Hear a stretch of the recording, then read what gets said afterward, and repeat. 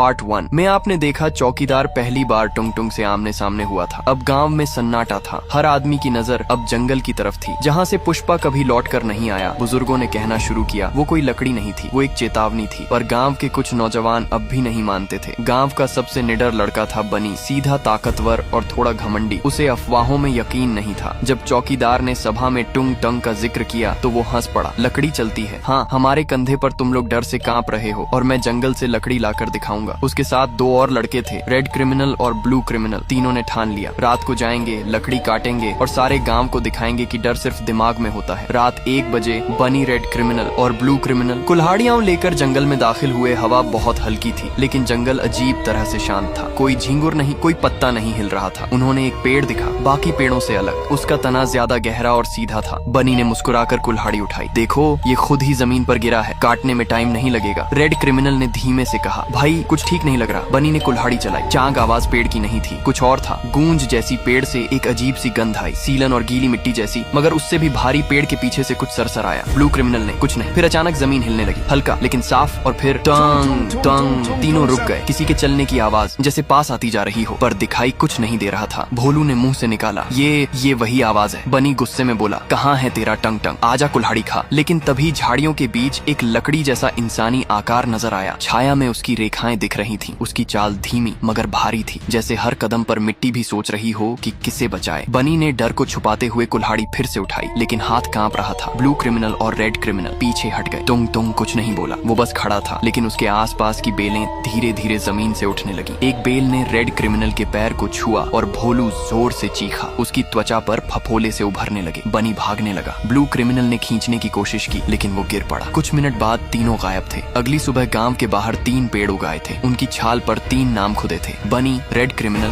Blue criminal. कोई नहीं समझ पाया ये कैसे हुआ, पर गांव अब समझ चुका था। जंगल अब माफ नहीं करता। चौकीदार ने कहा, अब ये जंगल हमसे नाराज है। जो गया वो लौट कर नहीं आया, जो कटेगा वो उगेगा। लेकिन इंसान नहीं, पेड़ बनकर रात होते ही हर घर में एक ही आवाज सुनाई देने लगी, टूं टूं, कभी दूर कभी बहुत पास। कुछ घरों की दीवारों में दरारें आने लगी, जैसे लकड़ी की नसें फैल रही हों। बच्चों को बाहर खेलने से मना कर दिया गया और गांव वालों ने जंगल की तरफ देखना भी बंद कर दिया। अब गांव की उम्मीद एक ही आदमी पर थी, चौकीदार। वो रात भर गांव के किनारे बैठा रहा, हाथ में लाठी नहीं, सिर्फ आंखों में सवाल था, क्या हम सच में इतने गिरे हुए हैं कि अब जंगल भी हमसे डरता है? वो बाबा कालू राम के पास गया। बाबा अब बीमार थे, लेकिन होश में। चौकीदार ने कहा, अब क्या करें बाबा? बाबा ने कहा, अगर तूने जंगल से माफी नहीं मांगी तो अगली सुबह हम सब लकड़ी के बनेंगे। अगली सुबह चौकीदार बिना हथियार अकेला जंगल की ओर बढ़ा। कंधे पर कोई बोझ नहीं, पर उसके हर कदम की आवाज मिट्टी तक महसूस कर रही थी। जैसे ही वह जंगल की सीमा पर पहुंचा, टोंग टोंग झाड़ियों के पीछे हलचल हुई। फिर वही